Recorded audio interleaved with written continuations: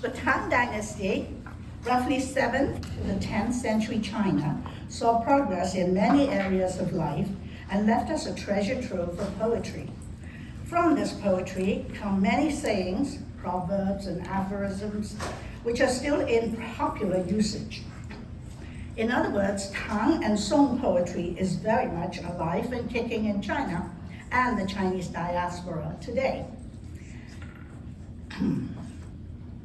despite their origins so many centuries ago. This is why I call my series My China in Tang Poetry.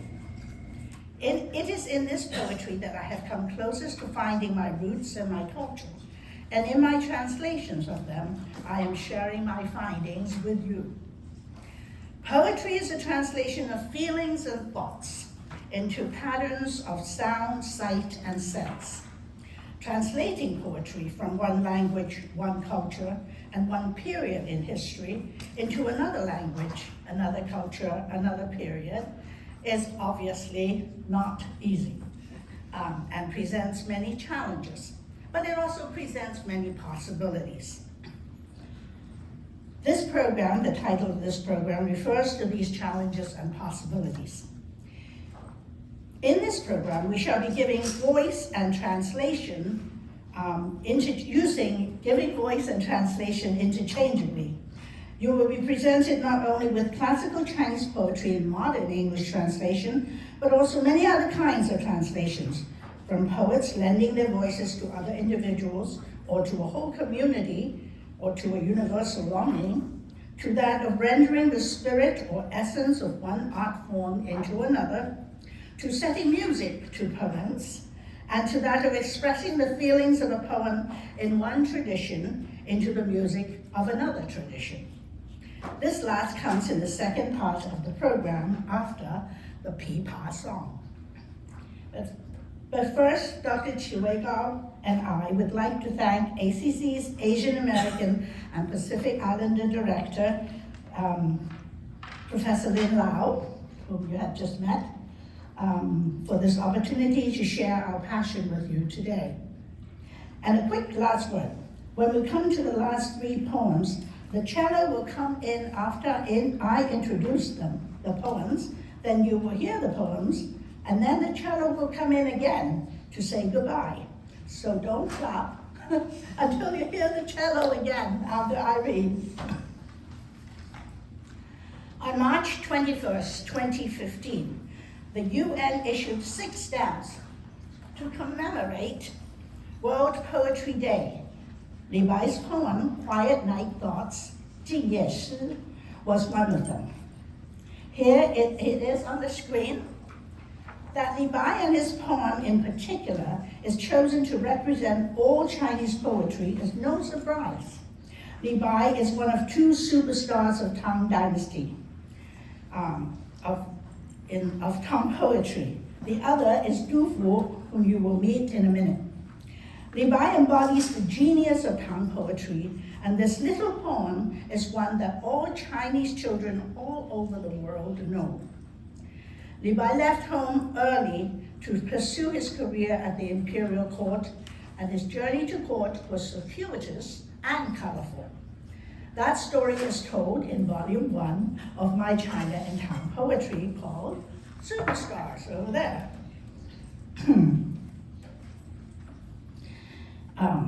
Quiet Night Thoughts was an early poem written when he first left home and was homesick.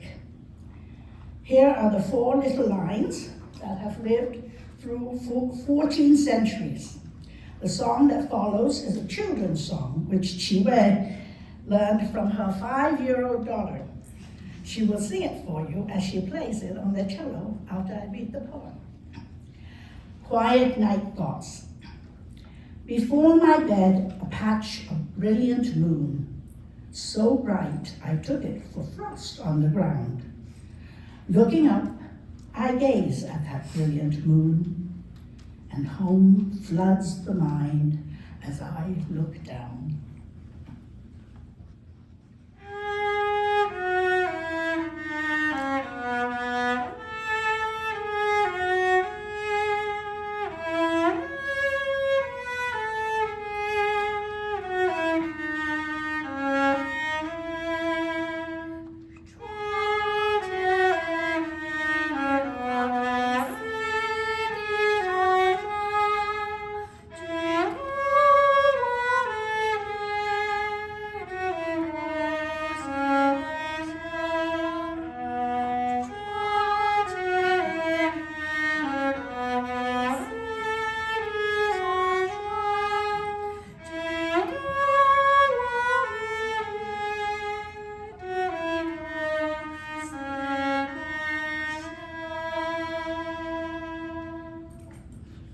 During this journey out, he also met many people from all walks of life and became famous for being able to make poems extemporaneously. He was asked to do this often and asked to come up with poems to encapsulate other people's feelings and tell their stories. The next ballad is a good example of how he lends his voice to others, in this case to a fisherman's wife in the village of Long Po. Remember, this guy was only 26 when he did this. This is the second of the two ballads. Ballad of Long Po. When I was a young girl in my father's house, I had no idea what smoke and dust could mean. Then I was married to my Long Po man, and I learned to read the wind waiting at the beach. In the 5th month, when the south wind rises, my husband should be in Baling. In the 8th month, when the west wind rises, he must be leaving Yangtze Crossing. Tears on coming back, tears on leaving. He's gone more often than he's at home. I count the days, guess at his arrival at the lakes, and my dreams go ashore ahead of the waves. Last night, a wild storm erupted, blew down that tall tree by the river. Darker than the forest, the dark storm blew. What man can walk through that wind? Only floating cloud can forge the way to keep our date on Sweetgrass Island. Mandarin ducks waddling on our blanket, kingfisher birds swimming on the screen. How I wasted my 15 years, cheeks pink as a peach blossom then. Now I am a fisherman's wife, worrying about the winds, worrying about the waters. Mandarin ducks and kingfisher birds are patterns that you put on things that you give as wedding gifts. And floating cloud was a swift horse. I should have told you this before I read the poem, but good. After a couple of decades, Li Bai's fame finally reached the emperor, and he was summoned to court.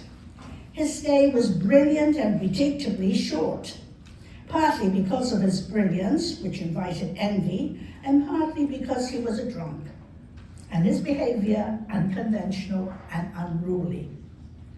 The following poem is really 3 little poems which I have called a suite. He was asked by the emperor to sing a song in praise of the emperor's favorite consort, Yang Guifei, a beautiful woman, comparing her to the much celebrated flower, the peony. Unfortunately for us, Austin is too hot to grow peonies. Believe me, I've tried many times. Anyway, Yang Guifei, one of the 4 great beauties of ancient China, is the Chinese face that launched 1,000 ships.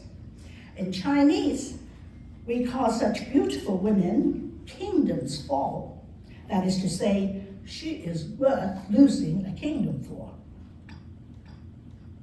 This poem got Li Bai into a lot of trouble, but we won't worry about that today.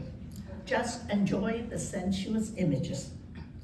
Chinese poetry is full of allusions and references. In academic writings, these would be explained in footnotes. In my books, I tell stories to give the reader the information. Most of these poems are not for one reading anyway, so my advice to you, for now, is to ignore what you don't understand on a first encounter, let it pass, just enjoy the sounds and sights in the poem. Come back to it another time, and another time, to appreciate the fullness of the experience. Consider this a first encounter. The cello song that will follow is a popular rendition written for the poem centuries later. Let me first prepare you for it with the poetry. A suite for my lady. Clouds envy the clothes she wears, flowers want her face. Spring wind, laden with dew scent, rises to embrace her. Should you miss her among the stars on the hills of jade, come to Moon Jade Terrace, where for you she is waiting. A luscious crimson branch, frozen scent mixed in dew, cloud and rain above which mountain, breaking hearts. Tell me, who can compare to her in all of Han's palaces? Perhaps only flying swallow, freshly made up at dawn. Fetid flower, kingdoms fall, delighting each to each. May he smile on you forever. You who can decipher the spring wind's endless longing and infinite desire, leaning on Aloe's wood terrace late into the scented night.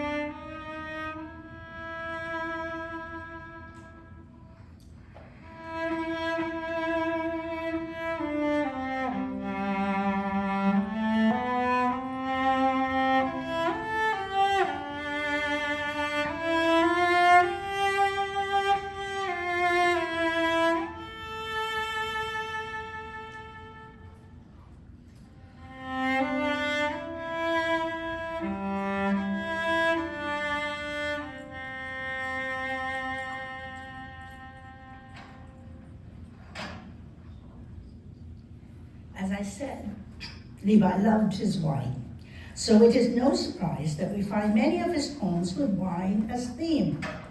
In fact, readers of his poetry have perpetuated the romantic story that he died from trying to scoop the moon out of the river while he was under the influence. So it would be negligent of me to not include at least one of his drinking songs in this program. The poem is called Drink With Me, which is likely written in 761 when he was 60. Following the younger Levi to the older one in Superstars, you will see how he goes from the empathetic and spirited young man through frustrated middle age into somewhat carefree, but also quite mad old age. This Drink With Me is from the latter, more mature Levi. Okay, now we get some little stories before the poem. Stone Tiger, in the second half of the poem, is a fierce and cruel king in the 3rd to early 4th century. And Gusu Terrace was the terrace the king of Wu built for Xi, also one of the so-called 4 great beauties of China.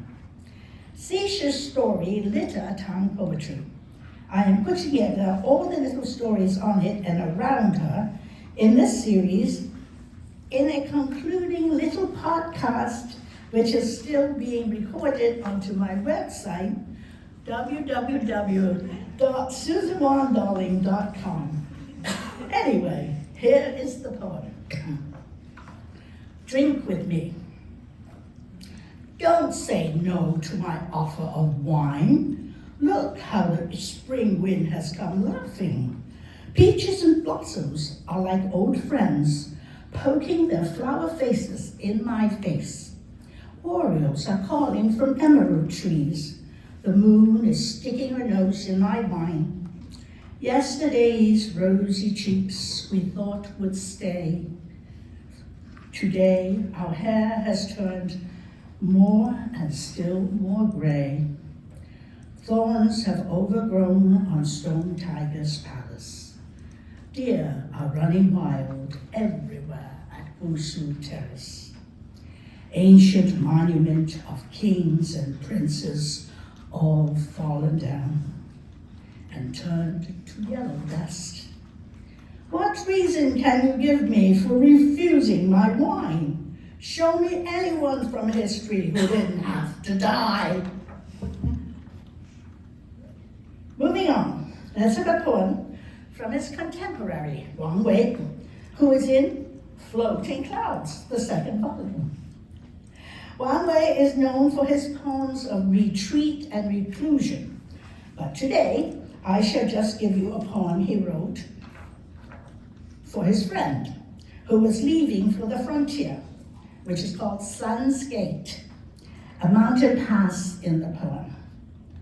Friendship and farewell songs are found often in classical Chinese poetry, and this one-way poem has been set to music by quite a few. I shall first read you my translation, and then Dr. Gao will play you one of the popular tunes that was composed in the 18th century. Then we will sing it for you twice, so you can learn the song. So on the third go-round, you are invited to join in any way you can. A farewell song at the city of Wei, Weijingqu. Morning rain has washed clean the dust-filled air. New willows by the guest house are green again. Come, have another drink with me before you go. Beyond Sun's Gate, nobody will know your name.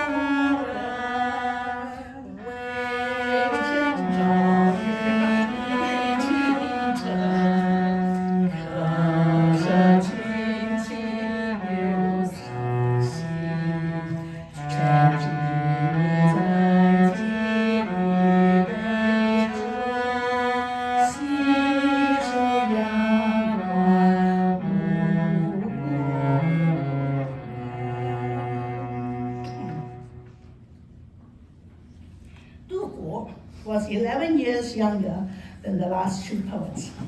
By the time he grew up, the period we call High Tang had begun to its decline. It was a long decline and began in what is called the An Lushan Rebellion. Long story short, many years of war and unrest followed, and Du Fu and his family was caught in it. And we have been left with many poems that have since become uber famous. I will introduce him to you, however, with a relatively unknown poem called My Sick Horse. Where is my sick horse? Oh, I see, okay. Which he wrote about his horse, who was his close companion for many years. I was moved to set this poem to Chinese music. Now, I've never written music before. As I find his feelings for his cause very similar to mine for my friend for 14 years, Coco, who was almost as big as a small horse. She died last September. Coco and I have not been to the frontier, of course, but we've been to many dog parks in Austin. My sick horse, Bing. You and I have been together for a good long time, stomping on the hilly slopes along the cold frontier. You've done all you can to stay useful and strong, just not strong enough to fight aging and disease. Nothing distinguished about your pedigree, but you have been loyal and obedient to me. A lowly creature with little import to anyone else, let me sing for you this sad and mournful elegy. And Chiwei has graciously agreed to play my song for Coco.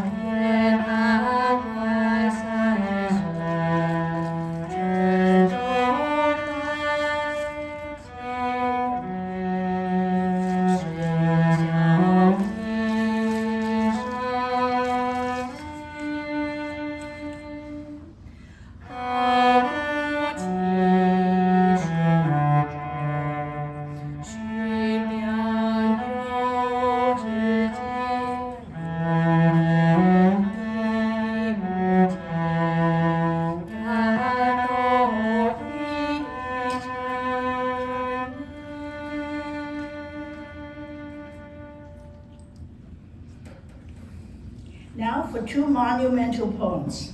One written when Du Fu was stuck in the besieged capital of Tang. It is called Spring View, Chunhuang. And the other, after years of poverty and war, during which one of his young sons died of starvation, called From a Height. Spring View. Our country is broken, the land remains. City in spring locked in depths of green. Tears fall with petals in a gust of wind. Lingering birds call, startling the heart. 3 months running, 4 fires burned. I would give anything for word from home. This crop of white, thin from plucking, will soon be unable to hold a pin in place. I made 2 little drawings for you to show you what the last 2 lines are about. The old men in those days wore their hair up in a bun, in a knot. And then when they go to court, they pop a hat on top of it. So that's what he's talking about. He's plucking his hair because he's worried. And the bun one wasn't going to stay up. And Du didn't get to go to court much because he was totally unsuccessful in his own lifetime. From a height, Dengao, wind tight against a far sky, gibbons howl, shrieking, island cut out in white sand, birds fly round in circles. Infinite woodland stripped bare in infinite silence. Endless the great river roars out its endless course. 10,000 miles of desolate autumn, I am still a guest. Age of disease, these 100 years, on the tower, alone.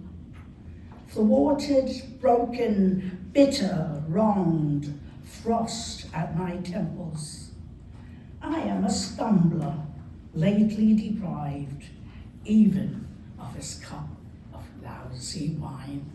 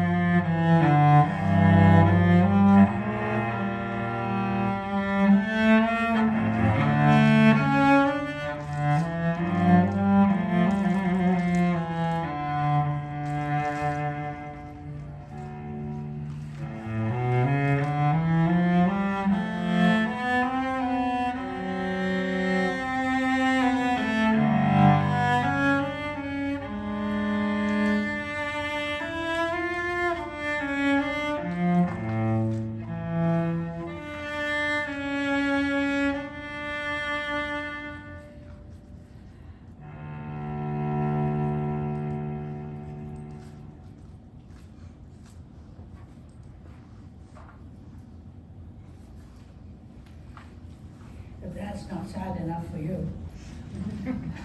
The next poem is by the Tang Dynasty poet Li Qingzhao, one of the acknowledged masters of the lyric of the Tang Dynasty, despite being a woman in that male-centric culture. Anyway, here she is mourning her husband, mourning her husband's death. And while you're still in a sad frame of mind, Chibai will play for you Remo Giazzotto's Albinoni Adagio.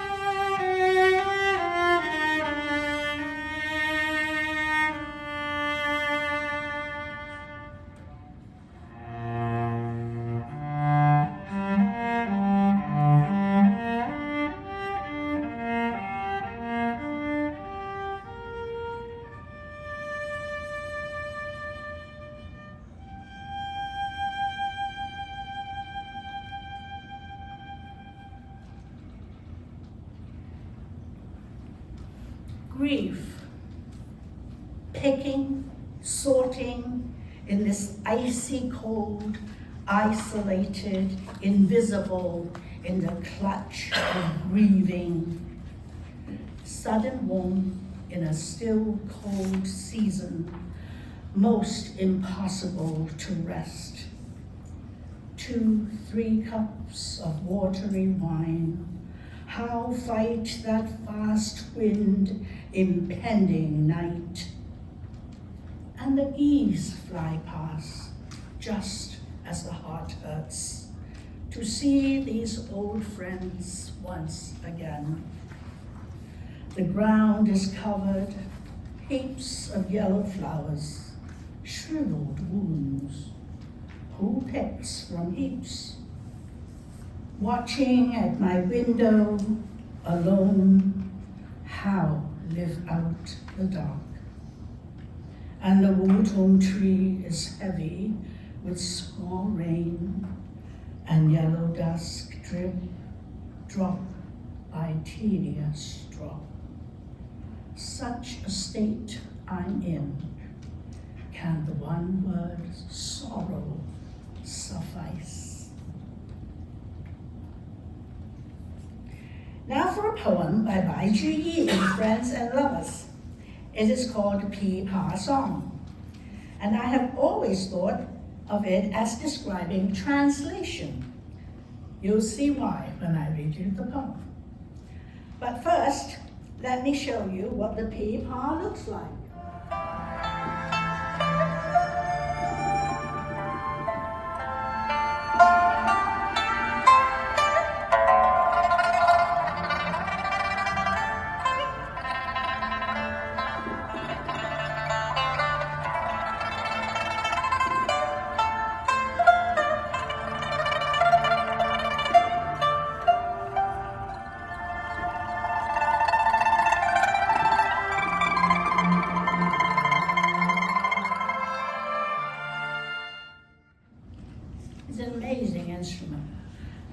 This is Dr. Kao's friend.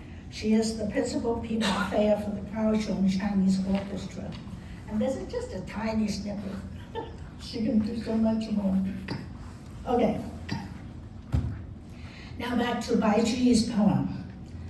A third of the way through, the poet shows off his knowledge of the pipa by using 4 technical terms: combing, spinning, ripple, and pick, just so you know what he's talking about when we get to it. Xunyang is in the boonies, where he was exiled at the time, and Chang'an is the capital, where both of them want to go back to. That's all you need to know for this poem, because Bai Zhi prides himself in writing poetry without using fancy language. He famously claimed that he wants old women and children, that is the unlearned, to be able to understand his verses, and was often seen reciting his poems to them to make sure that was the case. So he tells you what this poem is about in his preface. I shall just read that to you. Prologue. It was in the 10th year of Yuan Hong, 815, that I was demoted and banished to the county of 9 waters. The next autumn, I was seeing off a friend in Xunyang's river mouth of Pen. Through the darkness came sound of someone playing the pipa, so lively the sound it reminded me of the capital. We requested a meeting and found out that she had once been a singing girl in Chang'an and studied under Master Mu and Master Chao. As she grew older and her beauty faded, she married herself to a merchant. I called for more wine and asked for a few tunes.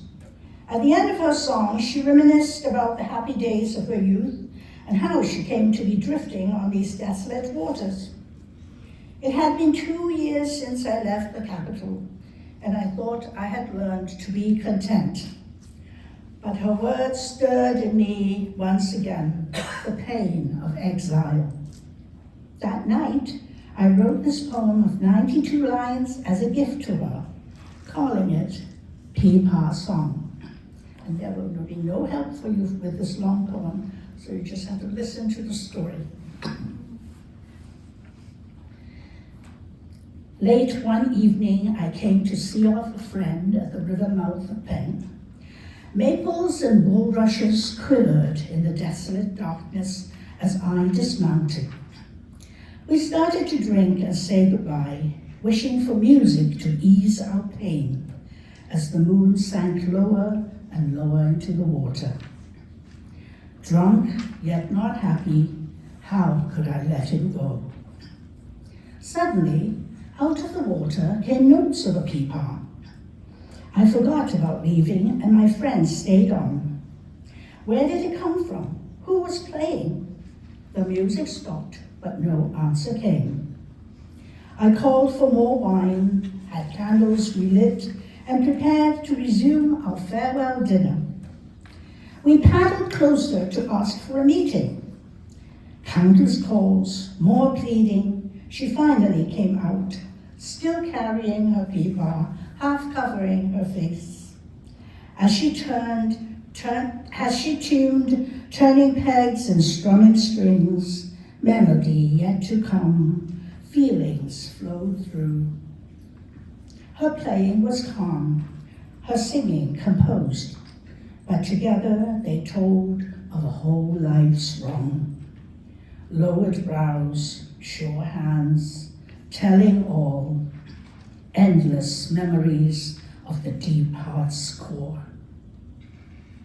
Combing, spinning, ripple and pick, first rainbow skirts, then the green waist.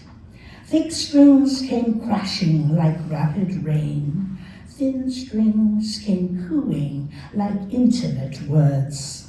Crashing, cooing, clashed and merged, like pearls, great and small, falling on jade platters. As the twitter of orioles slid off flowers, underground waters rolled onto the shore.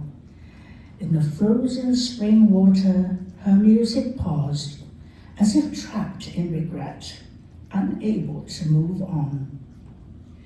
Bitterness swelled in the ghostly stillness, this moment's silence surpassing sound. Then, like a silver vessel bursting open, iron riders charged out, clanging swords. The song ended with a slash across the heart, 4 strings, 1 voice like tearing silk. East boat, west boat, all was still. An autumn moon darted white on the river. Hesitating, as she put her instrument down, she straightened her dress, composed herself, and said, "I had come from the capital and once lived at the foot of Shama. By 13, I had mastered the pipa, coming first in my class at the Imperial Academy. Every tune I played, the experts applauded, and my beauty was the envy of all the girls. Young men from Wuling poured in with gifts. One song brought in rolls and rolls of red silk. Gold combs and silver pins jingled in rhythmic sway, and blood-red silk skirts were stained with spilt wine. 1 year's laughter tumbled into the next. Autumn moons, spring winds slipped away. Then my brother left with the army, and my aunt died. Dusk went, dawn came. Those colors remained. But at my front door, carts and horses stopped no more. No longer young, I became wife to a merchant.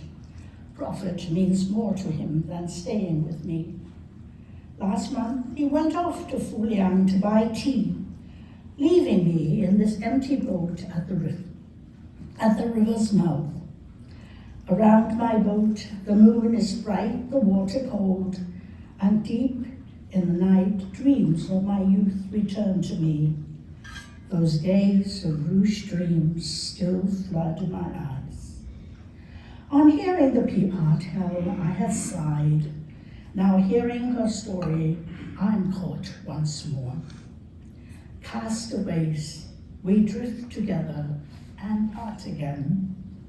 I know you well without knowing you at all. Since taking leave of the capital last year, I have been in exile, bedridden at Shenyang. Shenyang is barren country, no music all year round, no sound of string or pipe. I live in the damp lowland of the Pen River. Yellow reeds, bitter bamboos grow round my house. From dawn to dusk, what do I hear? The cuckoo spitting blood and the gibbon's shriek. By spring rivers at morning and on autumn moon nights, I drink by myself and pour for myself. Mountain ballads and village flutes there are, but their crude clattering is hard to bear. Tonight, as your peepaw spoke to me, like ethereal music, my senses cleared. Don't go, please sit and play another tune, and I'll write a poem for your peepaw song. Deeply moved, she pondered my offer, then sat once more and ran the strings, pulling faster yet chillier than the tune before. Everyone secretly wiped their eyes, and who among them wept the most? This petty official's coarse robe was soaked. Now, for a change of pace, let's have one of the many angry poems by a young poet who died when he was only 26, unappreciated in his own lifetime. His name is Li He. We have paired his poem, Fall is Coming, with the first movement of Philip Glass's Songs and Poems for Cello Solos. And this time, the cello will go ahead of the poem. Well, it did last time too, didn't it? Anyway. But first, a little explanation for the last 2 lines of the poem, because I'm going to come in after she finishes. First, Master Bao. Bao is Bao Dao, who lived in the 5th century and is known for his full rhapsodies. He was, like so many of these great poets, frustrated in his political ambitions and wrote a group of poems called The Rugged Road. The verse Li He is referring to in this poem. That blood could turn to green jade after 3 years in the ground is from Zhuangzi, a Taoist philosopher, describing the blood of another aggrieved, virtuous man.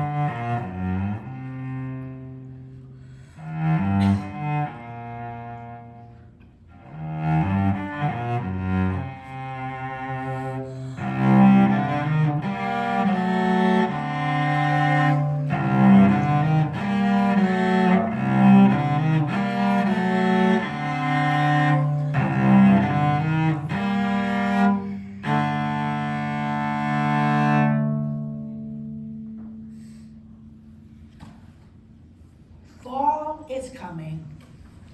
Wind rustles through the wutong leaves, coming at my warrior heart. Lamp burns low as I listen to the shuttle of crickets anticipating winter. Who will unfurl this bamboo stroke and read my writing? And how long will it take for worms to make holes and turn my work into a heap of dust? This miserable night and the thought of worms will surely pull my insides out. But wait, the cold rain brings a ghostly figure, an ancient come to comfort me. I hear voices singing from the grave, chanting Master Bao's rugged verse. 1,000 years in the earth must have turned his aggrieved blood to jade. To end this program, we will begin with Shuei's interpretation of Ryuichi Sakamoto's Merry Christmas, Mr. Lawrence, to express some of the very complex emotions in these poems. And remember, the cello will be coming back after the third poem, so just to say goodbye. The poems are from this one of the so-called late Tang poets. His name is Li Xiangyin, from Friends and Lovers, I believe. The first poem is for one of his many mysterious lovers. Some say a nun, some say a mistress of his patron, some say a princess or a princess concubine. In any case, all forbidden. Thus hard for them to be together, and without a title, Wuti. I call it Song Without a Name. The other poem, On a Rainy Night Sent to One in the North, is most likely addressed to his wife, whom we are told he nevertheless loved very much.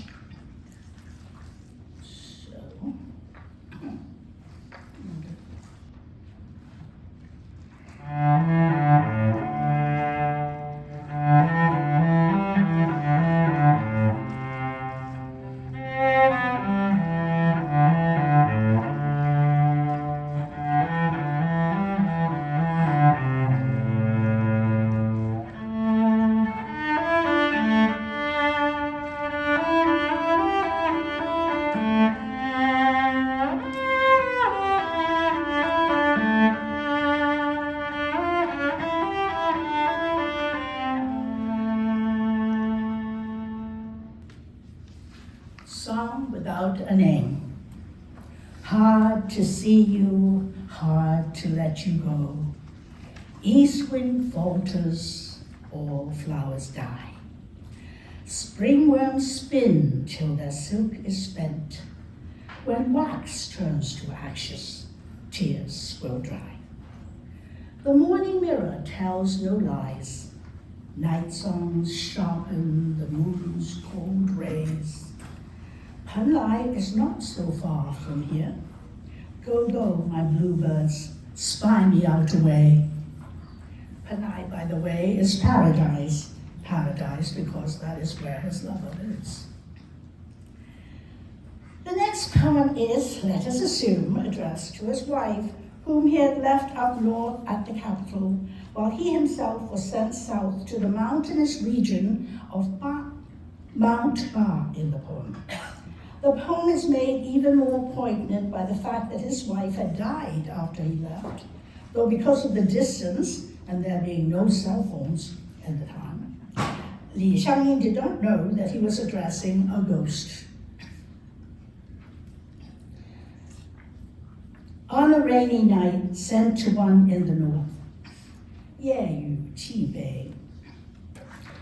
You asked me when I can come home, but I have yet no answer for you. Autumn rain on Mount Ba is flooding the rocky ponds and rivers tonight. I imagine the two of us sitting side by side at our window one day soon, trimming a candle, reminiscing about the night it rained so hard at Mount Ba. And to say goodbye, from the poetry anyway, here is a poem my mother was fond of quoting from in her later years. It's called Deng Le Yu Ren, Pleasure Garden on the Ancient Plains. Restless and in a mood, I went out riding up to this garden with a celebrated view. The sunset wraps me in a lavish embrace, only to say that night is fast approaching.